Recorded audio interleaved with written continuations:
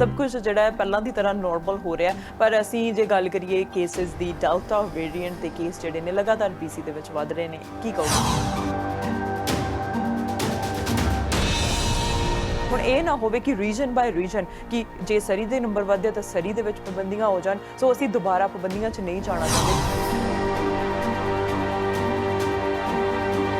ਕਿ ਆਪਣੀਆਂ ਕਮਿਊਨਿਟੀਜ਼ ਨੂੰ ਤੁਸੀਂ ਕਿਸ ਤਰ੍ਹਾਂ ਸੇਵ ਕਰ ਸਕਦੇ ਹੋ। ਜੇ ਸੇਵ ਨਹੀਂ ਤਾਂ ਤੁਸੀਂ ਪਾਰਟ ਕਿਵੇਂ ਪਲੇ ਕਰ ਸਕਦੇ ਹੋ। ਰੇਸਿਜ਼ਮ ਚਾਹੇ ਸਾਡੀ ਕਮਿਊਨਿਟੀ ਦੇ ਵਿੱਚ ਹੈ ਚਾਹੇ ਹੋਰ ਕਮਿਊਨਿਟੀ ਦੇ ਵਿੱਚ ਹੈ, ਕੀ ਕਰ ਰਹੀ ਹੈ ਸਰਕਾਰ ਉਸ ਦੇ ਲਈ ਤੇ ਤੁਹਾਡਾ ਕੀ ਟੇਕ ਹੈ ਇਹਦੇ ਵਿੱਚ?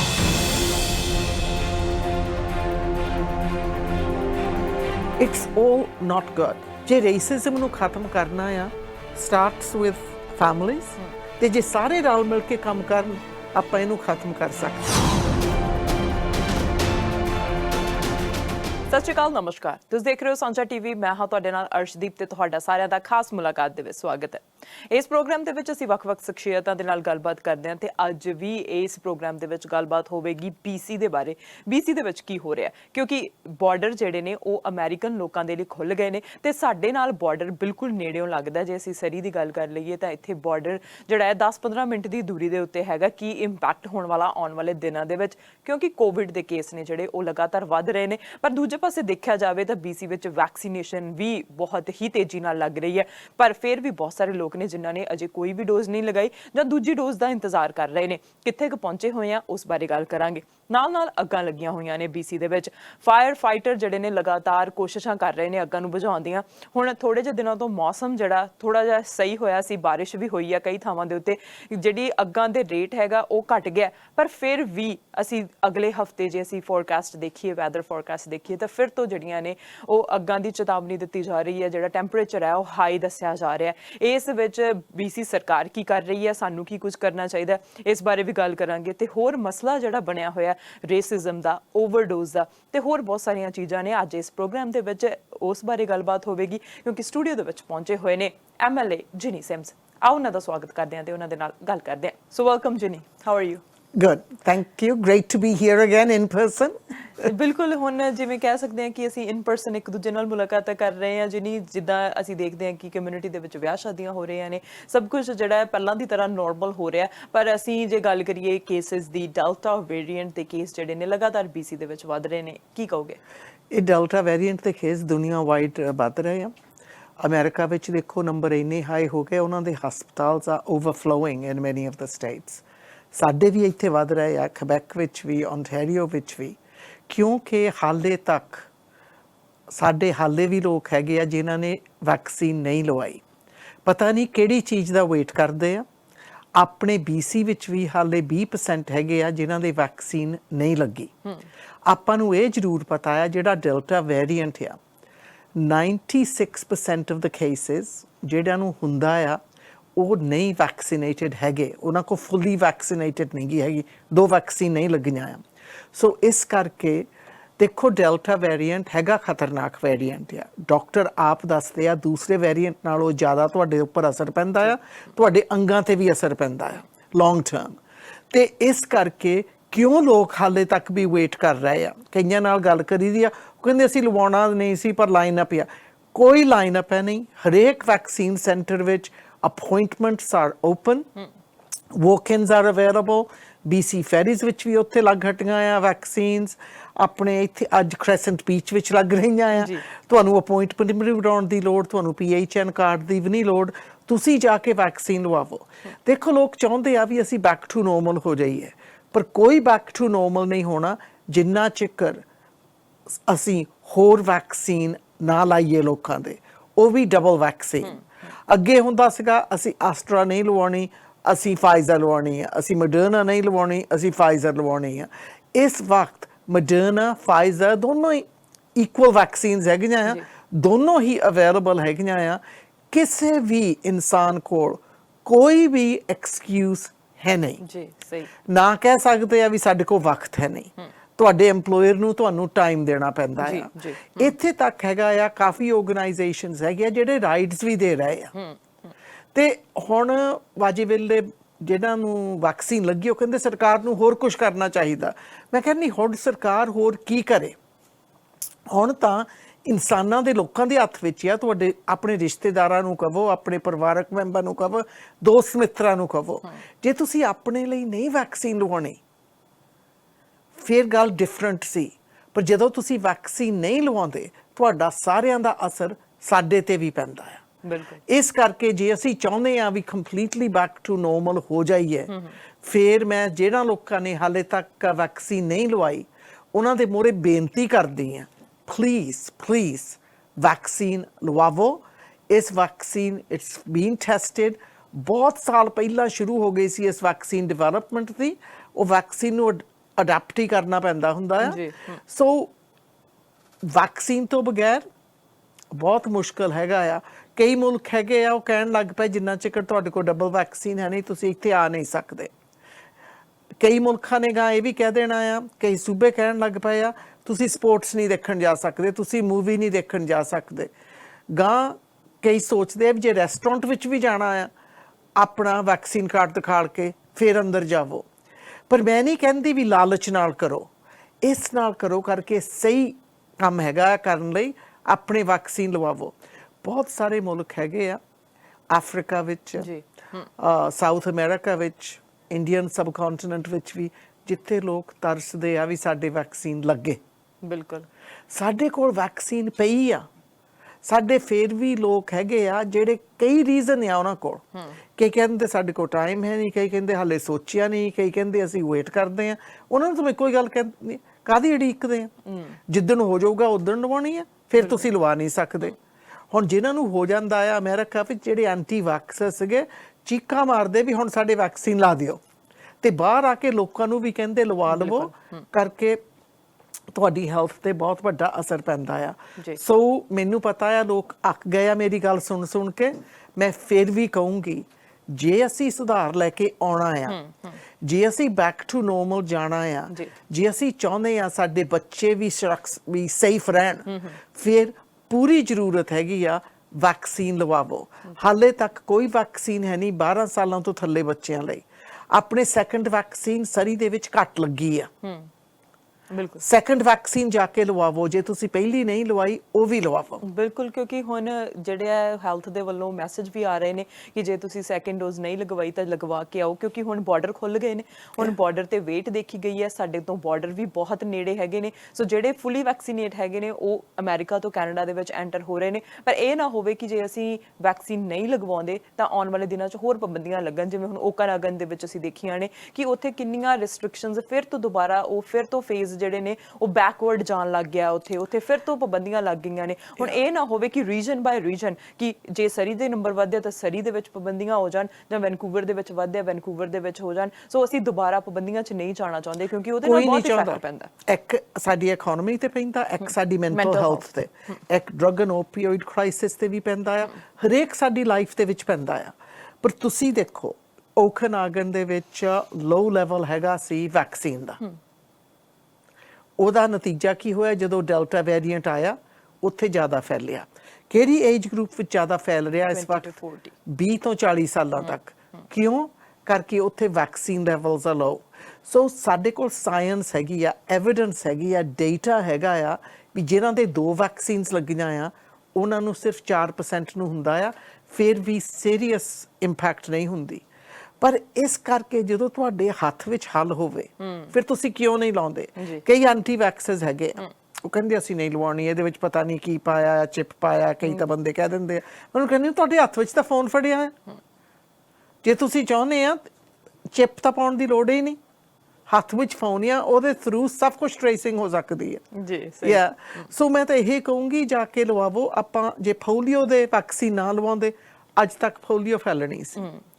ਮੀਜ਼ਲਸ, ਚਿਕਨ ਪੌਕਸ, ਆਪਾਂ ਫਲੂ ਦਾ ਵੀ ਲਵਾਈਦਾ ਆ। ਸੋ ਡਰੋ ਨਾ, ਜਾ ਕੇ ਵੈਕਸੀਨ ਲਵਾਵੋ। ਡਾਕਟਰ ਆਪ ਲਵਾ ਰਹੇ ਆ ਲਗਾਤਾਰ, ਅਸੀਂ ਸਾਰਿਆਂ ਨੇ ਲਵਾਈਆਂ ਆ। ਸੋ ਪਲੀਜ਼ ਵੈਕਸੀਨ ਲਵਾਵੋ। ਜੇ ਪਹਿਲੀ ਨਹੀਂ ਲੱਗੀ ਪਹਿਲੀ ਲਵਾਵੋ, ਜੇ ਦੂਸਰੀ ਨਹੀਂ ਲੱਗੀ ਤੇ ਤੁਹਾਡੇ 6 ਹਫ਼ਤੇ ਲੰਘ ਗਏ ਆ ਦੂਸਰੀ ਵੀ ਲਵਾਵੋ। ਜੀ ਬਿਲਕੁਲ। ਇਹ ਮੈਸੇਜ ਦੇ ਨਾਲ ਹੁਣ ਜਿਹਨੀ ਇੱਕ ਦੂਜੀ ਚੀਜ਼ ਜਿਹੜੀ ਹੈਗੀ ਹੈ BC ਨੂੰ ਇਫੈਕਟ ਕਰ ਰਹੀ ਹੈ ਉਹ ਹੈਗੀਆਂ ਨੇ ਵਾਈਲਡ ਫਾਇਰਸ।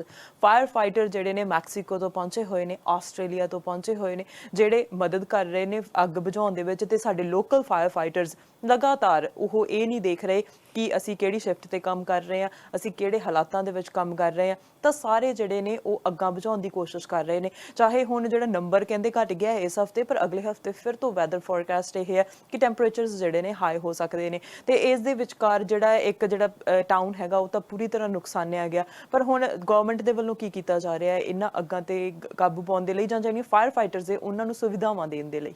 ਦੇਖੋ, ਸਭ ਤੋਂ ਵੱਡੀ ਗੱਲ ਇਹ ਤਾਂ ਹੈਗੀ ਆ, ਇਹ ਵੀ ਮਦਰ ਆਫ ਨੇਚਰ ਜਦੋਂ ਕਹਿੰਦੇ ਹੁੰਦੇ ਨੈਚੁਰਲ ਐਕਟ ਹੈਗਾ ਆ ਜੀ ਜੀ। ਤੇ ਕੋਈ ਨਹੀਂ ਚਾਹੁੰਦਾ ਵੀ ਸਾਡੇ ਇੱਥੇ ਅੱਗਾਂ ਲੱਗੇ, ਰਾਈਟ। ਆ ਜਿਹੜੀਆਂ ਮੈਜੋਰਿਟੀ ਅੱਗਾਂ ਲੱਗੀਆਂ ਵੀ ਹੈਗੀਆਂ ਆ ਉਹ ਨੈਚੁਰਲੀ ਲੱਗੀਆਂ ਆ, ਜਾਂ ਜਦੋਂ ਥੰਡਰ ਸਟੋਰਮ ਹੁੰਦਾ ਆ, ਜਾਂ ਸਭ ਕੁਝ ਇੰਨਾ ਸੁੱਕ ਗਿਆ ਕਰਕੇ ਗਰਮੀ ਐਤਕੀ ਇੰਨੀ ਸੀਗੀ। ਥੋੜਾ ਕੁ ਕਲਾਈਮੇਟ ਚੇਂਜ ਦੀ ਵੀ ਗੱਲ ਕਰੀਏ ਨਾ, ਵੀ ਉਹ ਆਪਾਂ ਨੂੰ ਆਪਣੇ ਮੂਹਰੇ ਹੁਣ ਸਭ ਕੁਝ ਹੋ ਰਿਹਾ ਆ। ਜਿਸ ਤਰ੍ਹਾਂ ਦੇ ਟੈਂਪਰੇਚਰ ਅਸੀਂ ਐਤਕੀ ਦੇਖੇ, ਹੁਣ ਫਿਰ ਕਹਿੰਦੇ by the weekend we going to be in another heat wave, ਤੇ ਬਹੁਤ ਕੁਝ ਬਦਲ ਰਿਹਾ ਆ।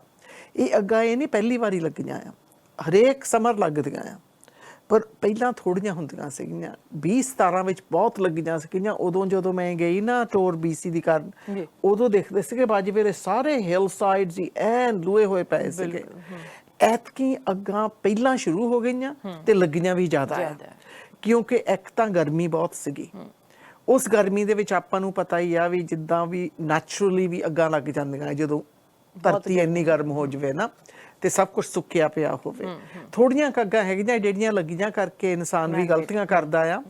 ਇਸ ਕਰਕੇ ਪਹਿਲਾਂ ਤਾਂ ਮੈਂ ਕਹੂੰਗੀ ਵੀ ਜਿਹੜੇ ਲੋਕ ਟੂਰਿਸਟ ਹੈਗੇ ਆ ਨਾ, ਆਪਾਂ ਨੂੰ ਦੇਖਣਾ ਚਾਹੀਦਾ ਕਿਸ ਪਾਸੇ ਅੱਗਾਂ ਲੱਗੀਆਂ, ਉਧਰ ਨੂੰ ਪਲੀਜ਼ ਨਾ ਜਾਵੋ। ਇੱਕ ਤਾਂ ਉੱਥੇ ਜਿਹੜੇ ਹੋਟਲ ਹੈਗੇ ਉਹਨਾਂ ਨੂੰ ਗਾਂ ਇਵੈਕੂਏਸ਼ਨ ਦੀ ਵੀ ਲੋੜ ਹੁੰਦੀ ਆ। ਇੱਕ ਮੈਂ ਇਹ ਵੀ ਕਹੂੰਗੀ, ਜਦੋਂ ਤੁਸੀਂ ਚੱਲ ਜਾਂਦੇ ਆ ਤੁਸੀਂ ਆਪਣੀ ਲਾਈਫ ਖਤਰੇ 'ਚ ਪਾਉਂਦੇ ਆ, ਪਰ ਜਿਹੜੇ ਉੱਥੇ ਫਾਇਰ ਫਾਈਟਰਸ ਜਾਂ ਬਾਕੀ ਫਰਸਟ ਲਾਈਨ ਰਿਸਪੌਂਡਰਸ ਆ, ਉਹ ਅੱਗਾਂ ਨੂੰ ਸੰਭਾਲਣ, ਅੱਗਾਂ ਤੁਹਾਨੂੰ ਰੈਸਕਿਊ ਕਰਨ। ਸੋ ਬਹੁਤ ਕੁਝ ਸੋਚਣ ਵਾਲਾ ਹੈਗਾ ਆ। ਤੇ ਇੱਕ ਦੇਖੋ, ਸਰਕਾਰ is working flat out. It's a state of emergency. ਜਿੰਨੇ ਵੀ ਹੈਗੇ ਆ ਬਾਹਰੋਂ ਵੀ ਫਾਇਰ ਫਾਈਟਰਸ ਆ ਰਹੇ ਆ, ਪਰ ਇਨਸਾਨ ਦੇ ਹੱਥ ਵਿੱਚ ਵੀ ਬਹੁਤ ਆ। ਬਹੁਤ ਸਾਰੇ ਵੋਲੰਟੀਅਰਸ ਵੀ ਹੈਗੇ ਆ। ਇੱਕ ਮੈਂ BC ਵਾਲਿਆਂ ਦਾ ਧੰਨਵਾਦ ਕਰਨਾ ਚਾਹੁੰਦੀ ਆ। BC ਵਾਲੇ ਦਿਲੋਂ ਬਹੁਤ ਵੱਡੇ ਆ। ਜਿੱਥੇ ਵੀ ਹਾਦਸਾ ਹੋਵੇ, ਬੇਸ਼ੱਕ ਦੀ ਬਾਹਰ ਆ, ਬੇਸ਼ੱਕ ਦੀ ਸਾਡੇ ਇੱਥੇ ਆ, ਸਾਡੇ ਨਿੱਕੇ ਬੱਚਿਆਂ ਤੋਂ ਤੱਕ ਨਾ ਤੇ ਬਜ਼ੁਰਗਾਂ ਤੱਕ ਸਾਰੇ ਬਹੁਤ ਹੀ ਦਾਨ ਕਰਦੇ ਆ। ਮੈਂ ਬਹੁਤ ਸਾਰੇ ਬੱਚਿਆਂ ਨੂੰ ਮਿਲੀ ਆ ਜਿਹੜੇ ਪੈਸੇ ਇਕੱਠੇ ਕਰ ਰਹੇ ਆ ਜਾਂ ਕੱਪੜੇ ਇਕੱਠੇ ਕਰ ਰਹੇ ਆ, ਪਰ ਮੈਂ ਉਹਨਾਂ ਨੂੰ ਇੱਕੋ ਹੀ ਗੱਲ ਕਹੂੰਗੀ, ਕੋਆਰਡੀਨੇਟ ਕਰੋ ਥਰੂ ਦ ਸੈਂਟਰ। ਇਦਾਂ ਨਾ ਹੋਵੇ ਵੀ ਸਮਾਨ ਇਕੱਠਾ ਹੋ ਜਾਵੇ ਫਿਰ ਖੁੰਝੀਆਂ 'ਚ ਹੀ ਪਿਆ ਰਹਿ ਜਾਵੇ, ਰਾਈਟ। ਸੋ ਇੱਕ ਤਾਂ ਸਰੀ ਵਾਲਿਆਂ ਦਾ ਬਹੁਤ ਧੰਨਵਾਦ। And governments both federal and provincial are working on things. ਇੱਕ ਹੈਗੀ ਜਿਹੜੇ ਬਾਹਰ ਲੋਕ ਰਹਿੰਦੇ ਆ ਨਾ, ਉਹ ਇੰਸ਼ੋਰੈਂਸ ਬਹੁਤ ਘੱਟ ਲੈਂਦੇ ਆ ਜਦੋਂ ਬਾਹਰ ਚਲ ਜਾਂਦੇ ਆ ਸਿਟੀਆਂ ਤੋਂ। ਉਹ ਸੋਚਦੇ ਆ ਵੀ ਇੰਸ਼ੋਰੈਂਸ ਇੰਨਾ ਮਹਿੰਗਾ ਹੈ ਕਰਕੇ ਉਹਨਾਂ ਦੇ ਲਾਗੇ ਫਾਇਰ ਫਾਈਟਿੰਗ, ਜਿੱਦਾਂ ਆਪਣੇ ਕੋਲ ਫਾਇਰ ਹੋਲਸ ਆਪਣੇ ਲਾਗੇ ਹੁੰਦੇ ਆ, ਉਹਦੇ ਨਾਲ ਇੰਸ਼ੋਰੈਂਸ ਥੋੜਾ ਕੰਮ ਹੋ ਜਾਂਦਾ ਆ। ਉਧਰ ਲੋਕ ਘੱਟ ਰਹਿੰਦੇ ਦੂਰ ਦੂਰ ਆ, ਤੇ ਇਸ ਕਰਕੇ ਕਈ ਲੋਕ ਸੋਚ ਲੈਂਦੇ ਲੋੜ ਹੀ ਨਹੀਂ। ਹੁਣ ਤੁਸੀਂ ਲਿਟਨ ਦੇਖ ਲਓ, ਲਿਟਨ ਦੇ ਵਿੱਚ ਸਾਰਾ ਸ਼ਹਿਰ ਹੀ, ਉਹਨਾਂ ਦਾ ਮਿਊਜ਼ੀਅਮ ਵੀ, ਸਭ ਕੁਝ ਖਤਮ ਹੋ ਗਿਆ, ਰਾਈਟ। ਮੁੜ ਕੇ ਬਣਾਉਣਾ ਪੈਣਾ ਆ। ਇੱਕ ਹੋਰ ਕਮਿਊਨਿਟੀ ਹੈਗੀ ਆ outside of Kamloops, that community is nearly all gone as well. ਦੇਖੋ, ਜਦੋਂ ਕਮਿਊਨਿਟੀਆਂ ਦੇ ਘਰ ਲੂ ਹੁੰਦੇ, ਉਹ ਸਿਰਫ ਮਕਾਨ ਨਹੀਂ ਹੁੰਦੇ, ਉਹਦੇ ਵਿੱਚ ਲੋਕਾਂ ਦੀਆਂ ਬਹੁਤ ਸਾਰੀਆਂ ਮੈਮਰੀਜ਼ ਹੁੰਦੀਆਂ ਆ। ਇੱਕ ਜਦੋਂ ਇਲਾਕਾ ਲੂ ਹੁੰਦਾ, ਉਹਨਾਂ ਦਾ ਸਾਰਾ ਇਨਫਰਾਸਟ੍ਰਕਚਰ ਵੀ ਚੱਲ ਜਾਂਦਾ ਆ। ਸੋ ਇਸ ਕਰਕੇ ਮੈਂ ਹਾਲੇ ਵੀ ਕਹੂੰਗੀ, big thank you to the fire fighters, ਜਿਹੜੇ ਫਰੰਟ ਲਾਈਨ ਵਰਕਰਸ ਜਾਂ ਜਿਹੜੇ ਵੋਲੰਟੀਅਰਸ ਕੰਮ ਕਰ ਰਹੇ ਆ। ਤੇ ਮੈਂ ਤੁਹਾਨੂੰ ਦੱਸਦੀ ਆ, ਮੇਰਾ ਗ੍ਰੈਂਡਸਨ ਵੀ ਉੱਥੇ ਗਿਆ ਆ। He's fighting fires. He sent me his little, he did the course and passed it, and he is helping with the wildfires as well. So ਬਹੁਤ ਸਾਰੇ ਲੋਕ ਹੈਗੇ ਆ ਜਿਹੜੀ ਆਪਣੀ ਜਾਨ ਖਤਰੇ ਵਿੱਚ ਪਾ ਕੇ ਇਹਨਾਂ ਅੱਗਾਂ ਦਾ ਸਾਹਮਣਾ ਕਰ ਰਹੇ ਆ। ਬਾਹਰਲੇ ਮੁਲਕ ਵੀ ਬਹੁਤ ਭੇਜ ਰਹੇ ਆ, ਸਿਰਫ ਆਪਣੇ ਮੁਲਕ 'ਚ ਨਹੀਂ। ਤੁਸੀਂ ਸਪੇਨ ਦਾ ਦੇਖੋ, ਨੌਰਦਰਨ ਸਪੇਨ, ਜਿੱਥੇ ਕਦੀ ਸੋਚਿਆ ਵੀ ਨਹੀਂ ਸੀਗਾ ਅੱਗਾਂ ਲੱਗਣਗੀਆਂ, ਉੱਥੇ ਐਤਕੀ ਬਹੁਤ ਬੁਰਾ ਹਾਲ ਹੋਇਆ ਪਿਆ ਆ। ਅਮਰੀਕਾ ਵਿੱਚ ਵੀ ਅੱਗਾਂ ਬਹੁਤ ਲੱਗੀਆਂ, ਉੱਥੇ ਵੀ ਬਹੁਤ ਬੁਰਾ ਹਾਲ ਹੋਇਆ ਪਿਆ ਆ। ਸੋ ਫਰਸਟ ਸਾਨੂੰ ਮੇਕ ਸ਼ੋਰ ਕਰਨਾ ਸੀ ਹਿਊਮਨ ਐਰਾ ਘਟਾਈਏ। ਦੂਸਰਾ, ਅਸੀਂ ਅੱਗਾਂ ਨੂੰ ਦੇਖਣ ਨਾ ਜਾਈਏ ਤੇ ਨਾ ਹੀ ਉਧਰਲੇ ਪਾਸੇ ਹੌਲੀਡੇ ਕਰਨ ਜਾਈਏ। ਜਿੱਦਾਂ ਆਪਾਂ ਖਿਲੌਣਾ ਦੀ ਗੱਲ ਕੀਤੀ ਸੀਗੀ, ਖਿਲੌਣਾ ਏਰੀਆ ਦੇ ਵਿੱਚ ਇੱਕਦਮ ਨੰਬਰ ਵੱਧ ਗਏ ਕੋਵਿਡ ਦੇ। ਉਹ ਕਿਉਂ ਵਧੇ? ਇੱਕ ਤਾਂ ਵੈਕਸੀਨ ਥੱਲੇ ਸੀ, ਪਰ ਦੇਖੋ ਫੇਰ ਵੀ ਉੱਥੇ ਸਟੇਜ 2 ਦੀਆਂ ਪਾਬੰਦੀਆਂ ਚੱਲ ਗਈਆਂ। no bars are open, ਜੀ no nightclubs are open, at home gatherings are back to 5 people, and outside gatherings are 50. ਕਈ ਵੈਡਿੰਗ ਸੀਗੀਆਂ ਹੁਣ ਉੱਥੇ ਜਿਹੜੀਆਂ ਕੈਂਸਲ ਹੋਣੀਆਂ ਪਈਆਂ ਮੈਨੂੰ ਪਤਾ ਆ। ਸੋ ਉਹ ਪਾਬੰਦੀਆਂ ਮੈਂ ਨਹੀਂ ਚਾਹੁੰਦੀ ਵੀ ਸਾਡੇ ਸਰੀ 'ਚ ਮੁੜ ਕੇ ਆ ਜਾਣ ਜਾਂ ਹੋਰ ਕਿਸੇ ਇਲਾਕੇ 'ਚ ਵੀ ਜਾਣ। ਜੇ ਤੁਸੀਂ ਉਹ ਪਾਬੰਦੀਆਂ ਨਹੀਂ ਚਾਹੁੰਦੇ, ਇੱਕੋ ਹੀ ਇਲਾਜ ਹੈ, ਇੱਕ ਥੋੜਾ ਪਰਹੇਜ਼ ਰੱਖੋ ਜੀ, ਦੂਸਰਾ ਵੈਕਸੀਨ ਲਵਾਵੋ। ਬਿਲਕੁਲ ਜੀ। ਨਹੀਂ, ਬਹੁਤ ਸਾਰੀਆਂ ਮੋਟੀਵੇਸ਼ਨਲ ਸਟੋਰੀਜ਼ ਵੀ ਇਹਨਾਂ ਫਾਇਰ ਫਾਈਟਰਸ ਤੋਂ ਬਾਅਦ ਸਾਹਮਣੇ ਆ ਰਹੀਆਂ ਨੇ। ਜਿਵੇਂ ਤੁਸੀਂ ਕਿਹਾ ਕਿ ਬਹੁਤ ਸਾਰੇ ਲੋਕ ਨੇ ਉਹ ਦਾਨ ਕਰ ਰਹੇ ਹੈਗੇ ਨੇ, ਫਾਇਰ ਫਾਈਟਰਸ ਨੂੰ ਸਪੋਰਟ ਕਰ ਰਹੇ ਨੇ, ਵੋਲੰਟੀਅਰ ਕੰਮ ਕਰ ਰਹੇ ਨੇ। ਉਹਦੇ ਵਿੱਚ ਲਿਟਨ ਏਰੀਆ ਦੇ ਮੇਅਰ ਨੂੰ ਇੱਕ 9 ਸਾਲਾ ਬੱਚੀ ਨੇ $3440 ਜਿਹੜੇ ਨੇ ਇਕੱਠੇ ਕਰਕੇ ਦਿੱਤੇ ਨੇ। ਖੁਦ ਕਿਵੇਂ ਕਰਕੇ ਦਿੱਤੇ ਨੇ? ਲੈਮੋਨੇਡ ਵੇਚ ਕੇ। ਉਹਨੇ ਲੈਮੋਨੇਡ ਦਾ ਇੱਕ ਸਟਾਲ ਲਾਇਆ, ਸੋ ਉਹਦੇ ਤੋਂ ਮਨੀ ਕਲੈਕਟ ਕਰਕੇ ਜਿਹੜਾ ਮੇਅਰ ਨੂੰ ਦਿੱਤਾ। ਸੋ ਬੱਚਿਆਂ ਲਈ ਵੀ ਇਹ ਮੋਟੀਵੇਸ਼ਨਲ ਹੋ ਜਾਂਦਾ, ਹੋਰਾਂ ਦੇ ਲਈ, ਕਿ ਆਪਣੀਆਂ ਕਮਿਊਨਿਟੀਜ਼ ਨੂੰ ਤੁਸੀਂ ਕਿਸ ਤਰ੍ਹਾਂ ਸੇਵ ਕਰ ਸਕਦੇ ਹੋ। ਜੇ ਸੇਵ ਨਹੀਂ ਤਾਂ ਤੁਸੀਂ ਪਾਰਟ ਕਿਵੇਂ ਪਲੇ ਕਰ ਸਕਦੇ ਹੋ। ਦੇਖੋ, ਇੱਕ ਹੌਸਲਾ, ਜਿਹੜੇ ਲਿਟਨ ਵਿੱਚ ਰਹਿੰਦੇ ਆ ਉਹਨਾਂ ਨੂੰ ਕਿੰਨਾ ਵੱਡਾ ਹੌਸਲਾ ਮਿਲਿਆ ਹੋਊਗਾ ਵੀ ਆਹ ਨਿੱਕੀ ਜਿਹੀ ਬੱਚੀ ਨੇ ਸਾਡਾ ਸੋਚਿਆ, ਸਾਡੇ ਲਈ ਆਹ ਕੀਤਾ। ਮੈਨੂੰ ਪਤਾ ਆਪਣੀ ਕਮਿਊਨਿਟੀ ਵਿੱਚ ਕਾਫੀ ਲੋਕ ਹੈਗੇ ਜਦੋਂ ਡਿਨਰ ਕਰਨ ਜਾਂਦੇ ਉਹ ਇੰਨਾ ਪੈਸਾ ਡਿਨਰ ਤੇ ਵੀ ਲਾ ਦਿੰਦੇ ਆ, ਰਾਈਟ, ਅਸੀਂ ਫੈਮਿਲੀ ਡਿਨਰ ਤੇ। ਪਰ ਇਹ ਗੱਲ ਹੈਗੀ ਆ ਵੀ ਉਸ ਬੱਚੀ ਨੇ ਪੈਸਾ ਕਮਾ ਕੇ ਲੈਮੋਨੇਡ ਬਣਾ ਕੇ ਇਹ ਭੇਜਿਆ। ਬਿਲਕੁਲ। ਤੇ ਸੋ ਉਹਦੇ ਲਈ ਇਹ ਤਾਂ ਤੁਸੀਂ ਸਮਝੋ 10 ਮਿਲੀਅਨ ਦੇ ਲੱਗੇ ਹੀ ਹੋ ਗਏ, ਰਾਈਟ, ਜਿੰਨੀ ਮਿਹਨਤ ਉਹਨ ਕੀਤੀ ਆ ਇਸ ਲਈ। ਸੋ ਆਪਣੇ ਸਿਰਫ ਉਹ ਵੀ ਹੈ ਨਹੀਂ ਕਿ ਆਪਣੇ ਇੱਥੇ ਬਹੁਤ ਸਾਰੇ ਗਰੁੱਪਸ ਹੈਗੇ ਆ, ਆਪਣੇ ਗੁਰੂ ਨਾਨਕ ਫੂਡ ਬੈਂਕ ਜੀ, ਤੇ ਉਹਨਾਂ ਦੇ ਜਿਹੜੇ ਸਾਰੇ ਮੈਨੂੰ ਪਤਾ ਕਾਫੀ ਸੁਸਾਇਟੀਜ਼ ਉਹਨਾਂ ਨਾਲ ਜੁੜੀਆਂ ਹੈਗੀਆਂ ਆ, ਉਹ ਵੀ ਬਹੁਤ ਮਦਦ ਕਰ ਰਹੇ ਆ। ਬਾਕੀ ਹੋਰ ਦੂਸਰੇ ਪ੍ਰੋਵਿੰਸਿਸ ਵਿੱਚੋਂ ਵੀ ਹੈਲਪ ਆ ਰਹੀ ਆ। ਪਰ ਮੈਂ ਸਦਾ ਹੀ ਚਾਹੁੰਦੀ ਹੁੰਦੀ ਜਿਹੜੀ ਹੈਲਪ ਹੋਵੇ ਸੈਂਟਰਲ ਦੇ ਥਰੂ ਜਾਵੇ, ਵੀ ਸਾਰਿਆਂ ਨੂੰ ਮਿਲੇ। ਬਿਲਕੁਲ। ਹੁਣ ਕਈ ਲੋਕ ਦੇਖੋ ਨਾ ਉੱਥੇ ਘਰ ਉਹਨਾਂ ਦੇ ਚੱਲ ਗਏ ਆ, ਉਹ ਆ ਕੇ ਇੱਥੇ ਬੈਠੇ ਆਪਣੇ ਪਰਿਵਾਰਾਂ ਦੇ ਵਿੱਚ, ਉਹ ਪਰਿਵਾਰ ਵੀ ਹੈਲਪ ਹੀ ਕਰ ਰਹੇ ਆ। ਬਿਲਕੁਲ। ਜਿਨੀ ਹੁਣ ਇਹ ਕਹਿ ਸਕਦੇ ਹਾਂ ਕਿ ਕੋਵਿਡ ਵੱਧ ਗਿਆ ਹੈ, ਫਾਇਰ ਲੱਗੀ ਹੋਈ ਹੈ, ਤੇ ਨਾਲ ਨਾਲ ਅਸੀਂ ਕ੍ਰਾਈਸਿਸ ਦੀ ਵੀ ਗੱਲ ਕਰ ਲਈਏ। ਇੱਕ ਰੇਸਿਜ਼ਮ ਜਿਹੜਾ ਆ ਉਹ ਕੋਵਿਡ ਤੋਂ ਜਦੋਂ ਸਟਾਰਟ ਹੋਇਆ, ਰੇਸਿਜ਼ਮ ਅਸੀਂ ਜੇ ਮੰਨੀਏ ਨਾ ਮੰਨੀਏ ਸ਼ੁਰੂ ਤੋਂ ਹੀ ਐਗਜ਼ਿਸਟ ਕਰਦਾ ਆ। ਰੇਸਿਜ਼ਮ ਕਿਸੇ ਨਾ ਕਿਸੇ ਕਮਿਊਨਿਟੀ ਦੇ ਵਿੱਚ ਐਗਜ਼ਿਸਟ ਕਰਦਾ ਆ, ਪਰ ਉਹਨੂੰ ਅਸੀਂ ਕਿਸ ਤਰ੍ਹਾਂ ਹੈਂਡਲ ਕਰਦੇ ਹਾਂ ਇਹ ਡਿਫਰੈਂਟ ਇੱਕ ਟੌਪਿਕ ਆ ਜਾਂਦਾ। ਹੁਣ ਰੇਸਿਜ਼ਮ ਜਿਹੜਾ ਹੈ ਕੋਵਿਡ ਕਰਕੇ ਸਾਊਥ ਏਸ਼ੀਅਨਸ ਨੂੰ ਅਸੀਂ ਦੇਖਿਆ ਹੈ, ਚਾਹੇ ਅਮਰੀਕਾ ਦੇ ਵਿੱਚ, ਚਾਹੇ ਕੈਨੇਡਾ ਦੇ ਵਿੱਚ, ਜਾਂ BC ਦੇ ਵਿੱਚ। ਸਾਡੇ ਪ੍ਰੀਮੀਅਰ ਹਮੇਸ਼ਾ ਹੀ ਇਹ ਕਹਿੰਦੇ ਆ ਕਿ BC ਦੇ ਵਿੱਚ ਰੇਸਿਜ਼ਮ ਦੀ, ਹੇਟ ਦੀ ਕੋਈ ਵੀ ਸਪੇਸ ਨਹੀਂ ਹੈਗੀ। ਪਰ ਹਰ ਦਿਨ ਸਾਨੂੰ ਕਿਤੇ ਨਾ ਕਿਤੇ ਘਟਨਾਵਾਂ ਦੇਖਣ ਨੂੰ ਮਿਲ ਜਾਂਦੀਆਂ ਨੇ, ਚਾਹੇ ਉਹ ਸਾਡੀ ਆਪਣੀ ਕਮਿਊਨਿਟੀ ਹੋਵੇ ਚਾਹੇ ਕੋਈ ਹੋਰ ਕਮਿਊਨਿਟੀ ਹੋਵੇ।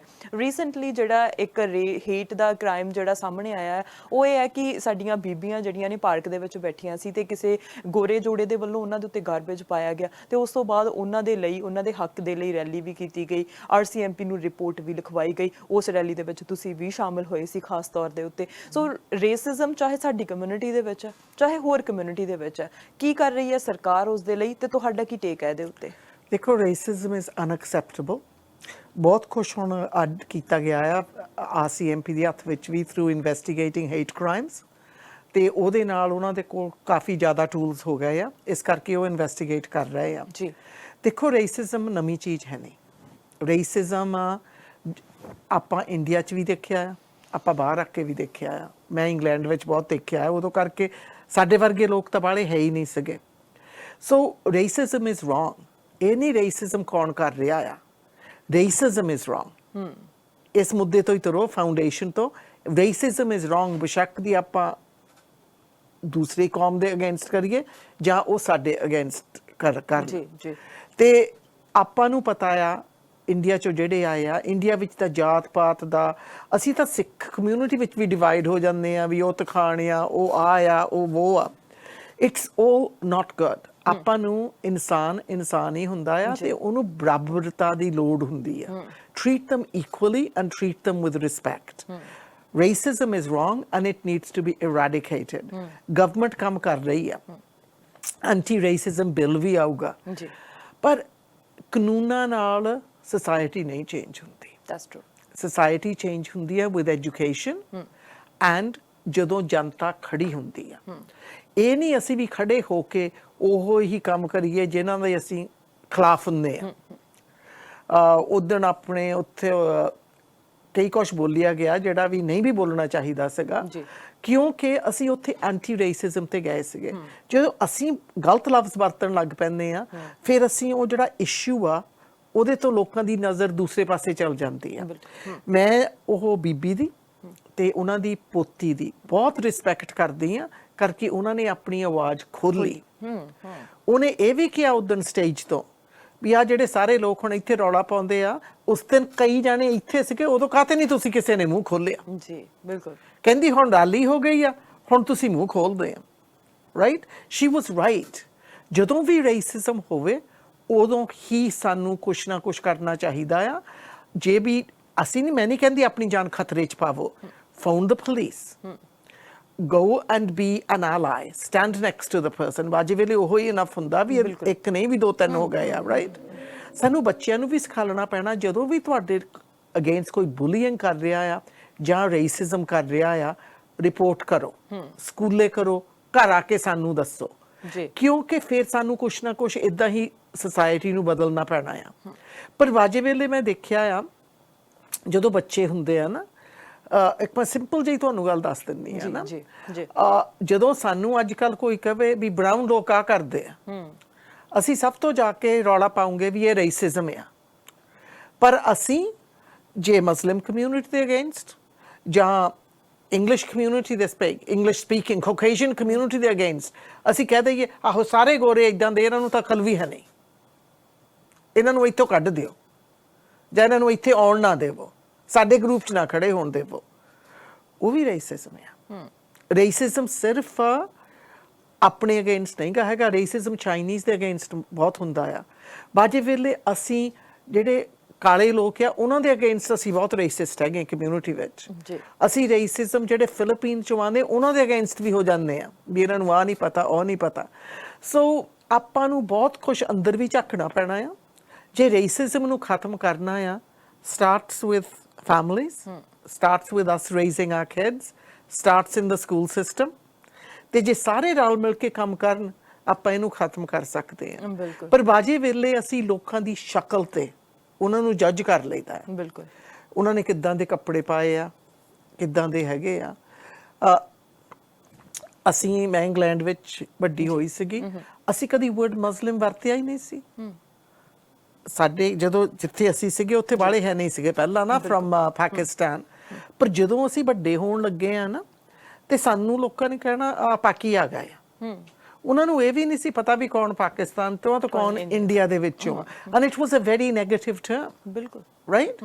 ਸੋ ਇਸ ਕਰਕੇ ਵੀ ਮੈਨੂੰ ਪਤਾ ਹੈ ਜਦੋਂ ਅਸੀਂ ਗੱਲ ਕਰੀ ਦੀ ਹੈ ਆਪਣੇ ਕਜ਼ਨਸ ਨਾਲ, ਭਰਾਵਾਂ ਦੇ ਨਾਲ, ਜਦੋਂ ਛੋਟੇ ਹੁੰਦੇ ਸੀ ਉਹਨਾਂ ਨੂੰ ਬਹੁਤ ਕੁਝ ਸਕੂਲਾਂ ਵਿੱਚ ਸਹਿਣਾ ਪਿਆ ਜਿਹੜਾ ਮੈਂ ਖਰਿਆ ਮੈਂ ਦੇਖਿਆ ਹੀ ਨਹੀਂ ਤੇ ਖਰਿਆ ਮੈਂ ਇਗਨੋਰ ਕਰ ਦਿੱਤਾ। ਕਰੇ ਬਿਕਾਜ਼ ਮੈਂ ਹੈਗੀ ਵੀ quite social and I was active in sports and everything, ਤੇ ਮੈਂ ਜਵਾਬ ਦੇ ਦਿੰਨੀ ਉੱਥੇ। Right, I don't know why, but when I think ਹੁਣ ਵੀ ਅੱਗੇ ਮੈਂ ਪਤਾ ਨਹੀਂ ਮੈਂ ਗੱਲ ਕੀਤੀ ਸੀਗੀ, ਇਹ ਦੱਸਣ ਦੀ ਜ਼ਰੂਰੀ ਆ, ਸਾਨੂੰ ਇਹ ਨਹੀਂ ਸੋਚਣਾ ਚਾਹੀਦਾ ਵੀ ਰੇਸਿਜ਼ਮ ਸਿਰਫ ਬੀਬੀਆਂ ਜਾਂ ਬੱਚਿਆਂ ਅਗੇਂਸਟ ਹੁੰਦਾ ਹੈ। ਮੇਰਾ ਛੋਟਾ ਜਿਹਾ ਕਾਰ ਐਕਸੀਡੈਂਟ ਹੋ ਗਿਆ, ਕਿਸੇ ਨੇ ਪਿੱਛੋਂ ਆ ਕੇ ਮੇਰੇ ਕਾਰ ਮਾਰੀ, ਹਿੱਟ ਕੀਤਾ। ਮੈਂ ਇੱਥੇ ਸਰੀ 'ਚ ਨਹੀਂ ਸੀ, ਮੈਂ ਬਰਨਪੀ ਵਿੱਚ ਸੀਗੀ। ਮੈਂ ਕਾਰ 'ਚੋਂ ਨਿਕਲੀ, ਉਹ ਬੰਦਾ ਨਿਕਲਿਆ, ਉਹ ਕੋਲ ਬਹੁਤ ਵੱਡਾ ਟਰੱਕ ਸੀਗਾ। ਉਹ ਤਾਂ ਏਦਾਂ ਬੋਲਣ ਲੱਗ ਪਿਆ, ਮੈਨੂੰ ਮੂੰਹ ਖੋਲਣ ਦਾ ਟਾਈਮ ਹੀ ਨਹੀਂ ਦਿੱਤਾ। ਤੇ ਕਹੀ ਜਾਵੇ you should go back where you came from, you don't know how to drive। ਫਿਰ ਕਹਿੰਦਾ ਤੁਸੀਂ ਇੱਥੇ ਆ ਜਾਂਦੇ ਵੀ ਤੁਹਾਨੂੰ ਜਦੋਂ ਕਾਰਾਂ ਚਲਾਉਣੀਆਂ ਨਹੀਂ ਆਉਂਦੀਆਂ, ਲੈਂਦੇ ਕਾਤੇ?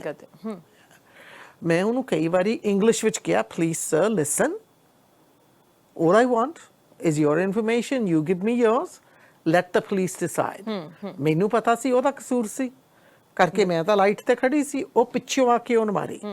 Light hadn't changed yet। ਤੇ ਕਹਿੰਦਾ why should I give you my information, I'm not going to give you my। ਉਹ ਤਾਂ ਇਦਾਂ ਲੱਗੇ ਤੇ ਮੈਂ ਥੋੜਾ ਫਿਰ ਵੀ ਘਬਰਾ ਗਈ। ਬਿਲਕੁਲ, ਮੈਂ ਕਦੀ ਚੁੱਪ ਨਹੀਂ ਹੁੰਦੀ, ਪਰ ਮੇਰਾ ਮੂੰਹ ਮੈਂ ਵੀ ਆ ਕੀ ਹੋ ਰਿਹਾ ਆ। I tried to talk to him and ਕੁਦਰਤੀ ਮੇਰੇ ਬੇਟੇ ਦਾ ਫੋਨ ਆ ਗਿਆ। ਮੈਂ ਕਿਹਾ Michael I've been in an accident। ਉਹਨੂੰ ਸੁਣਦਾ ਸੀਗਾ ਵੀ ਉਹ ਬੰਦਾ ਕਿੱਦਾਂ ਸਕਰੀਮ ਕਰ ਰਿਹਾ ਸੀਗਾ, racist। Michael said to me, forget about your car, get in the car and drive away, it doesn't matter। He goes, that guy could do you harm। ਵੀ ਉਹ ਇੰਨਾ ਗੁੱਸੇ 'ਚ ਆਇਆ ਪਿਆ ਸੀਗਾ। ਤੇ ਸੋ ਆਪਾਂ ਨੂੰ ਕਈ ਲੋਕ ਹੁੰਦੇ ਆ ਜਿਨ੍ਹਾਂ ਨੂੰ ਉਹਨੂੰ ਇਹ ਨਹੀਂ ਪਤਾ ਲੱਗਾ ਵੀ ਐਕਸੀਡੈਂਟ ਹੋ ਗਿਆ ਵੀ ਮੇਰਾ ਕਸੂਰ ਜਾਂ ਕਸੂਰ ਜਿਹਦਾ ਮਰਜ਼ੀ ਜਿੰਨਾ ਹੋਵੇ, ਮਰਜ਼ੀ ਹੋਵੇ, ਬਿਲਕੁਲ। Deal with the issue. ਪਰ ਸਟ੍ਰੈਸ ਹੋਵੇ, ਪ੍ਰੋਬਲਮਸ ਕੋਈ ਵੀ ਹੋਵੇ ਤੁਹਾਡੀ ਲਾਈਫ ਵਿੱਚ, ਕੋਈ ਵੀ ਐਕਸਕਿਊਜ਼ ਹੈ ਨਹੀਂ to be a racist or to physically or verbally abuse anybody else. ਜਿਹੜਾ ਵੀ ਕਹਿ ਦਿੰਦਾ ਵਜੇ ਵੇਲੇ ਮੈਂ ਵੀ ਸੁਣੀ ਹੁਣ ਸ਼ਰਾਬ ਪੀਤੀ ਸੀ, ਨੋ। ਜਿਹੜਾ ਸ਼ਰਾਬ ਪੀਤਾ ਬੰਦਾ ਵੀ ਆਪਣੇ ਸਭ ਕੁਝ ਉਹਨੂੰ ਪਤਾ। ਬਿਲਕੁਲ ਯਾ ਬਿਲਕੁਲ। ਸੋ ਤੁਸੀਂ ਬਹੁਤ ਵਧੀਆ ਤਰੀਕੇ ਨਾਲ ਐਕਸਪਲੇਨ ਕੀਤਾ ਕਿ ਕੀ ਹੋਣਾ ਚਾਹੀਦਾ ਹੈ ਇੰਡੀਵਿਜੂਅਲੀ। ਜ਼ਰੂਰੀ ਆ ਸਾਨੂੰ ਵੀ ਆ ਜੀ। ਅਸੀਂ ਦੇਖੀਏ there is a online free online, you can call that number, you can get resources, you can report it to the police, ਪਰ ਰਿਪੋਰਟ ਕਰੋ। ਬਿਕਾਜ਼ ਜੇ ਅਸੀਂ ਨਹੀਂ ਰਿਪੋਰਟ ਕਰਦੇ, ਪੁਰਾਣੇ ਦਿਨ ਹੁੰਦੇ ਸੀਗੇ ਸਾਡੇ ਲੋਕ ਕਹਿੰਦੇ ਹੁੰਦੇ ਸੀ ਚੁੱਪ ਕਰਕੇ ਸਹਿ ਲੈਂਦੇ ਹੁੰਦੇ ਸੀ, ਰਾਈਟ। ਉਹਦੇ ਨਾਲ ਜਿਹੜੇ ਸਾਹਮਣੇ ਤੁਹਾਨੂੰ ਬੁਲੀ ਕਰੂਗਾ, ਰੇਸਿਜ਼ਮ ਯੂਜ਼ ਕਰੂਗਾ, ਉਹਦੀ ਹਿੰਮਤ ਵੱਧ ਜਾਂਦੀ ਆ, ਉਹ ਫਿਰ ਨੈਕਸਟ ਟਾਈਮ ਜ਼ਿਆਦਾ ਸਟਰੋਂਗ ਹੋ ਜਾਂਦਾ ਆ। ਜੇ ਉਹਨੂੰ ਕਮਜ਼ੋਰ ਬਣਾਉਣਾ ਆ ਉਸ ਇਸ਼ੂ ਤੇ ਆਵਾਜ਼ ਖੋਲਣ ਦੀ ਲੋੜ ਆ। ਜੇ ਤੁਹਾਨੂੰ ਉਸ ਵਕਤ ਡਰ ਲੱਗਦਾ ਆ, ਇਨਫੋਰਮੇਸ਼ਨ ਜਿੰਨਾ ਵੀ ਤੁਹਾਡੇ ਕੋਲ ਹੈਗਾ ਆ ਜਾ ਕੇ ਰਿਪੋਰਟ ਕਰੋ। ਬਿਲਕੁਲ। ਪਰ ਆਪਣੀ ਜਾਨ ਨਾ ਖਤਰੇ ਚ ਪਾਓ ਬਿਲਕੁਲ। ਸੋ ਕਿਸੇ ਦੀ ਵੀ ਜਾਨ ਵੀ ਖਤਰੇ ਚ ਨਾ ਪਾਓ, ਆਪਣੀ ਵੀ ਨਾ ਪਾਓ, ਪਰ ਸਹੀ ਇਸ਼ੂ ਦੇ ਉੱਤੇ ਜਿਹੜਾ ਰਿਪੋਰਟ ਕਰੋ, ਉਸ ਗੱਲ ਨੂੰ ਜਿਹੜਾ ਸਹੀ ਟਰੈਕ ਦੇ ਉੱਤੇ ਲੈ ਕੇ ਆਉਣ ਦੀ ਕੋਸ਼ਿਸ਼ ਕਰੋ, ਤਾਂ ਕਿ ਤੁਹਾਨੂੰ ਦੇਖ ਕੇ ਦੂਜਾ ਲੋਕ ਹੈਗੇ ਆ ਜਿਹੜੇ ਤੁਹਾਨੂੰ ਦੇਖ ਕੇ ਜਿਹੜੇ ਉਹ ਸਮਝਣ, ਜਿਹੜੇ ਚੁੱਪ ਕੀਤੇ ਬੈਠੇ ਸੀ ਉਹਨਾਂ ਨੂੰ ਸ਼ਾਇਦ ਸਮਝ ਆਵੇ ਕਿ ਸ਼ਾਇਦ ਜੇ ਉਸ ਟਾਈਮ ਮੈਂ ਬੋਲਿਆ ਹੁੰਦਾ ਤਾਂ ਅੱਜ ਜਿਹੜਾ ਆ ਉਹ ਹੋਰ ਅਵੇਅਰਨੈਸ ਜਿਹੜੀ ਹੋਣੀ ਸੀ ਕਮਿਊਨਿਟੀ ਦੇ ਵਿੱਚ। ਇੱਕ ਜਿਹੜੇ ਆਲੇ ਦੁਆਲੇ ਹੈਗੇ ਆ ਨਾ, ਬੇਸ਼ੱਕ ਦੀ ਤੁਸੀਂ ਸਟਰੀਟ 'ਚ ਤੁਰੇ ਜਾਂਦੇ ਆ, ਬੇਸ਼ੱਕ ਦੀ ਤੁਸੀਂ ਕਿਸੇ ਇਵੈਂਟ ਤੇ ਹੈਗੇ ਆ, ਜਦੋਂ ਕੋਈ ਰੇਸਿਸਟ ਸਟੇਟਮੈਂਟ ਕਰਦਾ ਆ, ਬੇਸ਼ੱਕ ਦੀ ਜਿਹਦੇ ਮਰਜ਼ੀ ਖਿਲਾਫ ਆ, you have to speak up. This is Canada, it's not acceptable. Very nice ਜਿੰਨੀ, ਬਹੁਤ ਵਧੀਆ ਅੱਜ ਇਨਫੋਰਮੇਸ਼ਨ ਦਿੱਤੀ ਹੈ। ਹੋਰ ਵੀ ਬਹੁਤ ਸਾਰੇ ਟੌਪਿਕ ਸੀਗੇ ਜਿਹਦੇ ਉੱਤੇ ਗੱਲ ਕਰਨੀ ਸੀ। ਸੋ ਨੈਕਸਟ ਵੀਕ ਉਹਨਾਂ ਤੇ ਤੁਹਾਡੇ ਨਾਲ ਗੱਲ ਹੋਏਗੀ। ਪਰ ਅੱਜ ਜਿਹੜੇ ਮੇਨ ਇਸ਼ੂ ਸੀ, ਮੈਨੂੰ ਲੱਗਦਾ ਹੈ ਕਿ ਇਹੀ ਮੇਨ ਇਸ਼ੂਜ਼ ਜਿਹੜੇ ਨੇ ਉਹ ਸਾਰਿਆਂ ਦੀਆਂ ਨਜ਼ਰਾਂ ਦੇ ਵਿੱਚ ਨੇ ਕਿ ਇਹਨਾਂ ਦੇ ਉੱਤੇ ਗੱਲ ਹੋਣੀ ਚਾਹੀਦੀ ਹੈ। ਵੈਕਸੀਨ ਹੋ ਗਈ, ਫਾਇਰਸ ਹੋ ਗਈਆਂ, ਤੇ ਨਾਲ ਨਾਲ ਰੇਸਿਜ਼ਮ ਹੋ ਗਿਆ। ਸਾਨੂੰ ਕਿਸੇ ਵੀ ਚੀਜ਼ ਤੋਂ ਡਰ ਕੇ ਨਹੀਂ ਰਹਿਣਾ ਚਾਹੀਦਾ। ਜਿੱਥੇ ਸਾਨੂੰ ਪਤਾ ਹੈ ਕਿ ਸਾਡਾ ਹੱਕ ਬਣਦਾ ਆ, ਉਹ ਸਾਨੂੰ ਆਪਣੀਆਂ ਡਿਊਟੀਜ਼, ਰਾਈਟਸ ਜਿਹੜੇ ਨੇ ਉਹ ਅੱਗੇ ਆ ਕੇ ਜਿਹੜੇ ਨੇ ਉਹ ਅੱਗੇ ਲਿਆਉਣੇ ਚਾਹੀਦੇ ਨੇ, ਤੇ ਨਾਲ ਨਾਲ ਰੇਸਿਜ਼ਮ ਤੇ ਵੀ ਖੁੱਲ੍ਹ ਕੇ ਅੱਗੇ ਬੋਲਣਾ ਚਾਹੀਦਾ। ਸੋ ਕੀ ਕਹੋਗੇ ਅੱਜ ਦੇ ਲਈ? ਇਹ ਸਾਡਾ ਮੁਲਕ ਆ, ਅਸੀਂ ਇੱਥੇ ਹੀ ਰਹਿਣਾ ਆ, ਅਸੀਂ ਇੱਥੇ ਨੂੰ ਸੁਧਾਰਨਾ ਆ। ਹਰੇਕ ਮੁਲਕ ਵਿੱਚ ਕਮੀਆਂ ਹੁੰਦੀਆਂ ਆ, ਪਰ ਜਦੋਂ ਅਸੀਂ ਦੂਸਰੇ ਮੁਲਕਾਂ ਨੂੰ ਦੇਖਿਓ, ਮੈਂ ਤਾਂ ਸਦਾ ਹੀ ਬਹੁਤ ਸਮਝਦੀ ਆਪਣੇ ਆਪ ਨੂੰ ਕਿਸਮਤ ਵਾਲੀ ਵੀ ਮੈਂ ਇਸ ਮੁਲਕ ਨੂੰ ਚੁਣਿਆ। ਅਸੀਂ ਇੱਥੇ 75 ਦੇ ਵਿੱਚ ਆਏ ਸੀਗੇ, ਇਸ ਮੁਲਕ ਨੂੰ ਚੁਣਿਆ, ਆਪਣਾ ਘਰ ਬਣਾਇਆ। ਸਾਡੇ ਮਾਪਿਓ ਇੰਡੀਆ ਛੱਡ ਕੇ ਆਏ ਸੀ ਕਰਕੇ ਚਾਹੁੰਦੇ ਸੀ ਵੀ ਸਾਡੀ ਲਾਈਫ ਵਧੀਆ ਹੋ ਜਾਵੇ। ਅਸੀਂ ਇੰਗਲੈਂਡ ਛੱਡ ਕੇ ਇੱਥੇ ਆ ਗਏ 75 ਦੇ ਵਿੱਚ। ਮੈਂ ਇੱਥੇ ਆ ਗਈ ਆਪਣੇ ਬੱਚਿਆਂ ਨੂੰ ਪਾਲਣ ਨੂੰ। ਹੁਣ ਗਾਂ ਅਸੀਂ ਕਿੱਥੇ ਜਾਣਾ? ਚੰਦ ਤੇ ਜਾਣਾ? ਸੋ ਆਹ ਹੀ ਆ ਸਭ ਕੁਛ, ਆਹ ਹੀ ਸਾਡਾ ਘਰ ਆ। ਹੁਣ proud of my Indian roots, very proud of them. ਮੇਰੀਆਂ ਜੜ੍ਹਾਂ ਤੇ ਗਰਵ ਹੋਣਾ ਚਾਹੀਦਾ ਆ। ਪਰ ਆਹ ਸਾਡਾ ਕੈਨੇਡਾ ਆ, ਇੱਥੇ ਹੀ ਅਸੀਂ ਰਹਿਣਾ, ਇੱਥੇ ਹੀ ਸਾਡੇ ਬੱਚਿਆਂ ਨੇ ਰਹਿਣਾ। ਸਾਡਾ ਫਰਜ਼ ਬਣਦਾ ਆ ਅਸੀਂ ਲੜ ਕੇ, ਹਿੰਮਤ ਕਰਕੇ ਇਸ ਸਮਾਜ ਨੂੰ ਸੁਧਾਰੀਏ, ਕਿਉਂਕਿ ਸਾਡੀ ਆਉਣ ਵਾਲੀਆਂ ਪੀੜ੍ਹੀਆਂ ਇੱਥੇ ਖੜੇ ਹੋ ਸਕਣ। ਹਰੇਕ ਬੱਚਾ ਇੱਥੇ, ਦੇ Canadians, I am Canadian, you Canadian, ਅਸੀਂ ਓਨੇ ਹੀ ਕੈਨੇਡੀਅਨ ਹੈਗੇ ਆ ਜਿੰਨਾ ਬਾਕੀ ਹੋਰ ਰੰਗ ਬਰੰਗੇ ਲੋਕ ਹੈਗੇ ਆ। ਅਸੀਂ ਉਹਨਾਂ ਨੂੰ ਰਿਸਪੈਕਟ ਦਈਏ, ਅਸੀਂ ਉਹਨਾਂ ਤੋਂ ਵੀ ਰਿਸਪੈਕਟ ਮੰਗੀਏ। ਬਿਲਕੁਲ, ਜਿੰਨੀ ਤੁਸੀਂ ਰਿਸਪੈਕਟ ਕਰੋਗੇ ਉਨੀ ਤੁਹਾਡੀ ਵਾਪਸ ਆਏਗੀ। ਸੋ ਬਿਲਕੁਲ, ਬਹੁਤ ਵਧੀਆ ਅੱਜ ਇਨਫੋਰਮੇਸ਼ਨ ਦਿੱਤੀ ਹੈ। Thank you so much Jinny for today. Thank you.